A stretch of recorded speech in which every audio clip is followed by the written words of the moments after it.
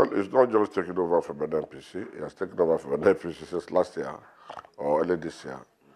And we have not seen anything significant in its operations. We insisted that Melekari should go for a Niger-Delta person who is within the NNPC to take over.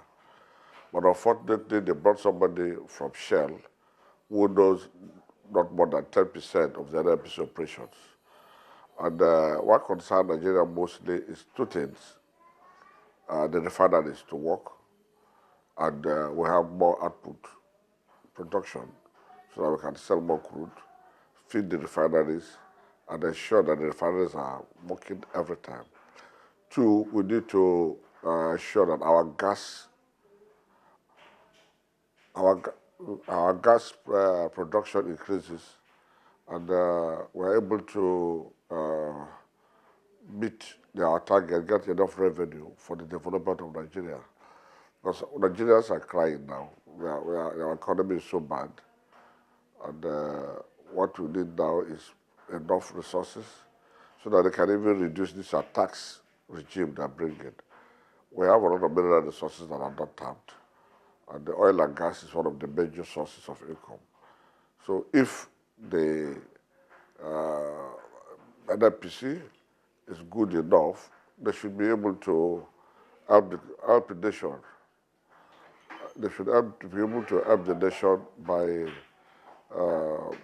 reducing the stress. We have so much oil reserve. We have so much gas reserve. But what is happening today? Our gas reserve, we are not tapping them enough. And likewise, we are not also tapping our oil reserve enough. Rather than looking for oil in the far north, where we are not sure, we have enough reserve in the Niger-Delta that we can be able to produce up to 3 million barrels per day. And we needed the Niger-Delta person who can also understand the people of Niger-Delta, talk to their people so that we can give them the leverage without interruption, so that oil production will increase from the present level to 3-4 million. If you are producing 4 million barrels of crude oil daily, I see no reason why Dangote should import crude oil. I see no reason why the refinery would not have enough crude oil.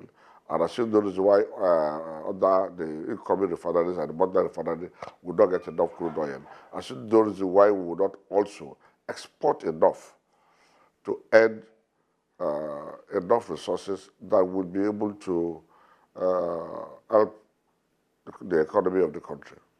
But he's not doing that. He came in, fired all the MDs of the refinery, I put allegations on them, and we just had these allegations. The allegations have not been proved by EFCC, and or the court has not been able to approve the allegations. And most of the refineries today are owing. You put people into a very big debt. Some they are owing some billions, some billions of naira, some billions of naira, and some of these monies were borrowed from banks and other sources. And as it came in now, most of the contractors in the refineries are crying. They cannot even pay their security personnel because everything is halt, stand still. And that is not how you run a place. Only for him to tell us, oh, he wants to sell the refinery. The way they sold the 11 petrochemical, and it's very efficient. And that refinery is just how many, it's not up to 50 years, right? But if you go to Brazil, Brazilian refinery is over 100 years. If you go to America, the refineries have stayed over 150 years. There are countries that have refineries that have stayed 200 years, and they are still functional. So what is wrong with our refineries that is not functional? I am very sure that Warri refinery was almost at the point of production before he came, and he stopped it. And when you stop production, when you stop the plant, for you to bring back the plant requires a lot of money. You spend so much money to start the refinery. So when they are already on steam, you came in and you stop all of them without minding how much the country is losing, without minding the output these refineries will give to the country. We are talking about price of fuel. When the demand is, when the supply is more than demand, definitely price will crash.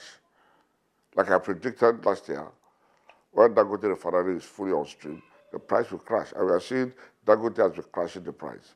If we are able to get the refineries on stream and even bottleneck them to increase more production, I think we can do more. But that is not where his focus is. It's what we are saying that his focus is how to sell the refineries. His focus is how to give more oil block to the president. His focus is how to sell critical assets like the retail, NNPC retail, which Melaki started by giving to expatriates, how they will sell it to themselves, how to sell NPDC to themselves, how to sell more oil block to themselves. That is what we are observing. So we think, I personally think the Niger-Delta has not benefited. He has not even deemed fit to come down to see the leadership of the Niger-Delta, where this oil is coming from. And they said he wants to improve NNPC. How can he do it?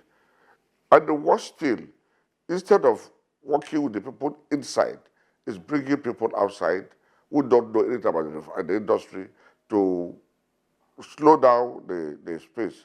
People who have worked there, who are supposed to end promotions, you're not promoting them, you're bringing new people. It's not a political party.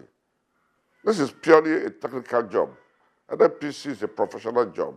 And so you bring people who have been trained by NNPC, who have trained in both in refinery, who have trained both in the downstream, upstream operations, for them to come and man this place. You come in, you block them. So many people are without assignment. They don't have any decks. You just make them redundant so that you will fire them. You came in to stand up by sacking people. This is not the way things are done. So we think this man, if he wants to really help Nigeria and the refinery and the NNPC, he must learn from the rope to know what is going on and see how we can get the refinery work. Because if we don't do that, definitely we will not be happy with him and we will fight him. There are, some of us are beginning to find out what is going on. Are we still interested in importing petroleum products? Are we encouraging Dangote to have a monopoly of the industry?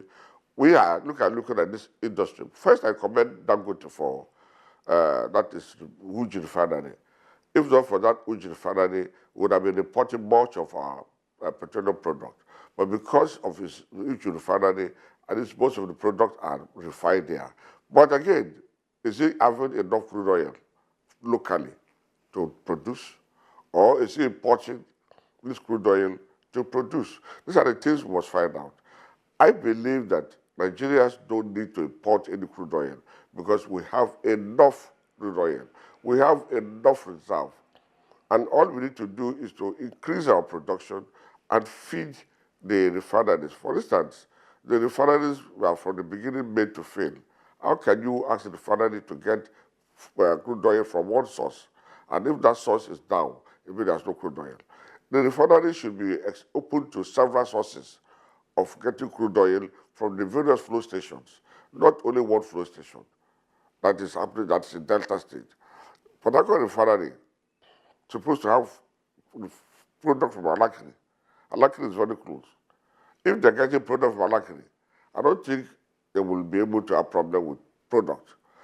They need to get this product across.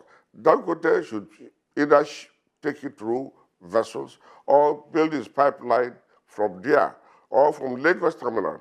He should be able to get his crude oil so that you will not import crude oil to refine at a very high cost. And again, when a refinery is produced locally, you give employment to people and you also have the byproduct like kerosene. We are not seeing kerosene again in the market. They have the low power fuel oil. We have the high power fuel oil. Kanja refinery is supposed to produce wax.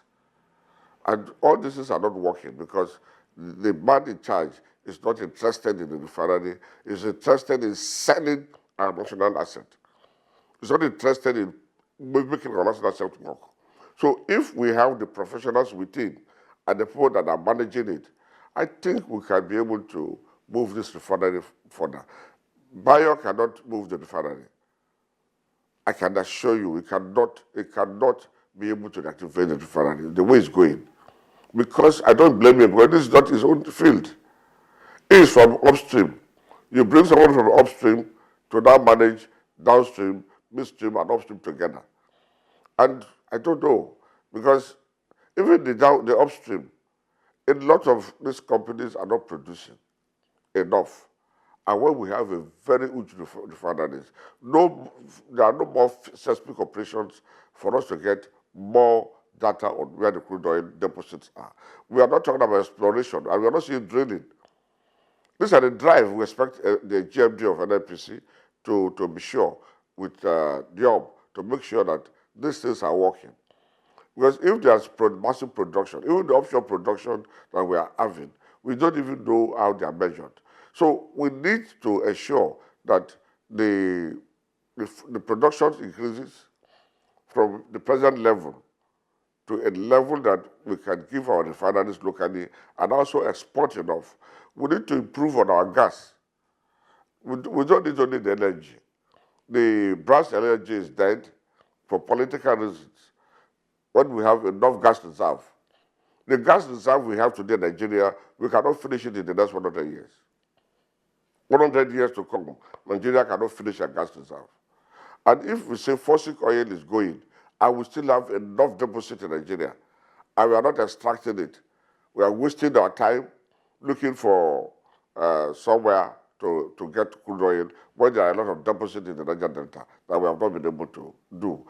Instead of addressing the issue of the Niger-Delta problem, the impact of oil production in the Niger-Delta, the environmental hazard, the air pollution, the water pollution, the sea pollution that this thing has caused, the destruction of our aquatic system, the destruction of our farms. These are the basic problems that we address, and this is very insignificant. Very small amount can be able to appease the community to allow you to operate.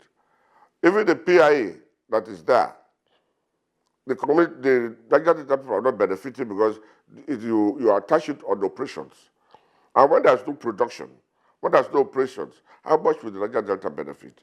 We are just seeing peanuts across the Niger-Delta today. And they give it to their cronies who see it as heaven.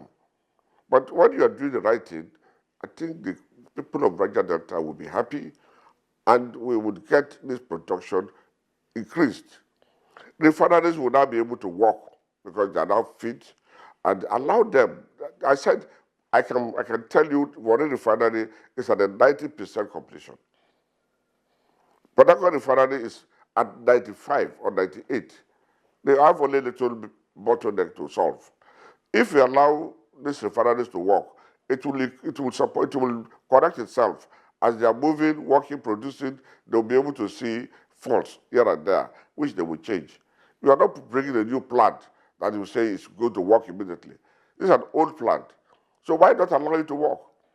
Don't kill it because you want to sell it yourself. That's what they are trying to do. They want to kill the refinery so that they will sell it to themselves. And the refinery is feeding not less than 20,000 Nigerians. Depends on Nigeria. 20,000 business, not to do Nigeria, 20,000 business. It depends on the refinery. And each of these business employ not less than 4 or 5 people. So if you multiply it, you can see how many people are involved. Then it has a shade. Those who are selling petroleum product, those who are selling naphtha, those who are selling no fuel oil, those who are selling diesel. If you allow this to go, millions of people are benefiting from this process, and you want to kill it. They want to import petroleum product. They want to deplete our foreign reserve just for your selfish end. You want to allocate this to yourselves. This is not right. I don't think this is what Nigerians want. Nigerians want an efficient petroleum industry. Look at what happens in Saudi Arabia.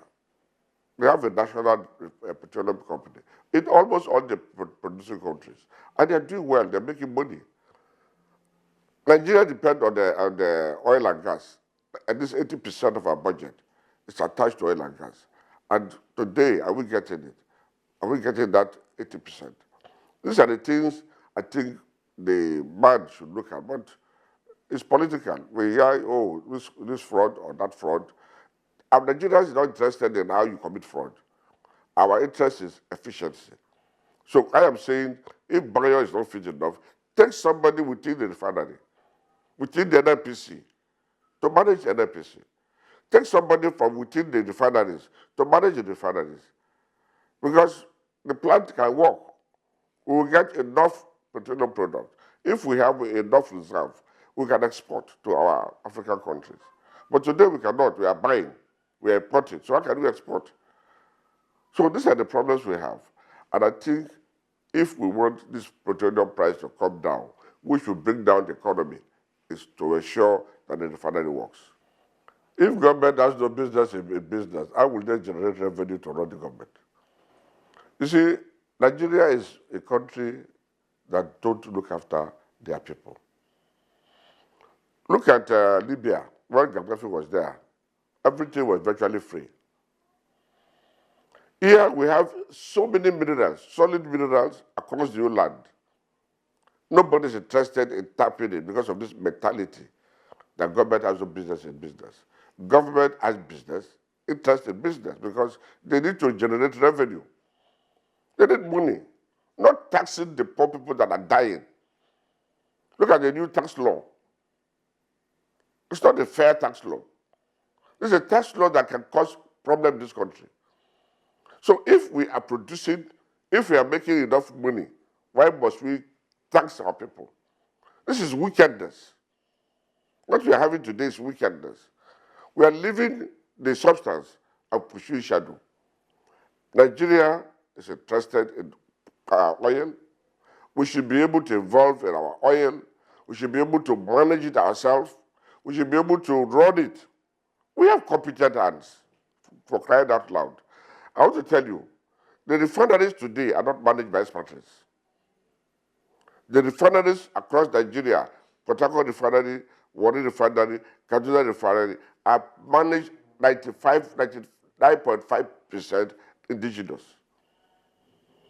And if indigenous are the people running it, and they are running it well, other than starving them with fund, other than bad management, like I said, when Belekiani was there, I said the NNPC is structured in a way that the refineries, the subsidiaries, have their budget. They also have their tender bond. They have their management committee approval as MESCOM. If it is above $2 million, it will go to what we call OPESCOM. OPESCOM is managed by the group executive directors. That's from $2 million, after $2 million to $5 million. After $5 million, it goes to NNPC management committee to look at it. That's $5 million to $10 million. Thereafter, it now goes to the board, NNPC board. And from NNPC board, as a limit, it will go to FAC for approval. It's a systematic process for them to be able to procure their spares, for them to run their activities. They also do something that is not fair. The refineries are producing, but they cannot sell. They created the PPMC or the Nigerian NSPC pipeline, pipeline supply and pipeline company, to sell or to manage the facility that will sell, and they have another company out of the PPMC that will sell. The man who is producing knows how much is producing this crude oil, or how much is processing it to get a petroleum product, how much is producing to get kero, how much is spending to get naphtha, how much is spending to get low fuel oil, how much is spending to get high fuel oil. All these are products that are required in this country and outside the country. You know, when I was young and I left the shipping industry, we used to do what we call bunker. The ships, the international vessel comes in, they take low fuel oil, they take high fuel oil, they take diesel, they take water. And they are paying us in foreign currency. All that have stopped because of bad management. All right? So if we are serious with this business, let us allow those who are trained over the years. There are some that are retired. You can bring them back. The refineries today, you have retired everybody. Who will run it? Instead of you to now recruit people to replace those who are retiring, to understand the plant, because the refinery is a complex industry. It's a very complex industry. Even the maintenance department alone is a complex place. There are a lot of equipment. You have the several equipments that the refinery can be able to maintain itself in-house. We have the ETSD that can also plan how these things can work. Yet, you don't allow them to run it because you feel Nigerians don't have business in running the business. Then who has the business to run the business?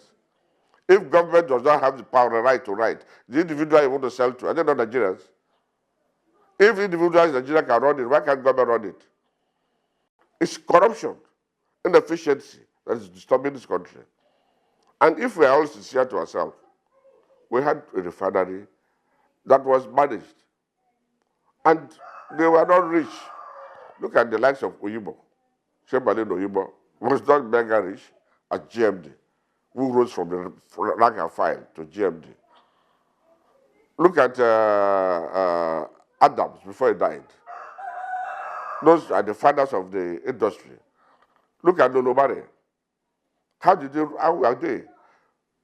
Look at the beginning of Nebe. These people were able to run this equipment plant well. Niger-Delta leaders, because the plant is in Niger-Delta, they were committed to it. I repeat, the people of Niger-Delta don't need minister of petroleum. What you need is GMD. Take your minister of petroleum and give us GMD. We'll be more satisfied because we know that the refinery can empower thousands of people every year. They can create more millionaires than giving somebody the minister that will be useless to the people of Niger-Delta. So we want the government to look inward. Bring professionals who knows the business to run the business, not people outside who don't know how to business because you want to patronize people politically. This is not a political business. Refinery should be run professionally as a business entity, not as a political party.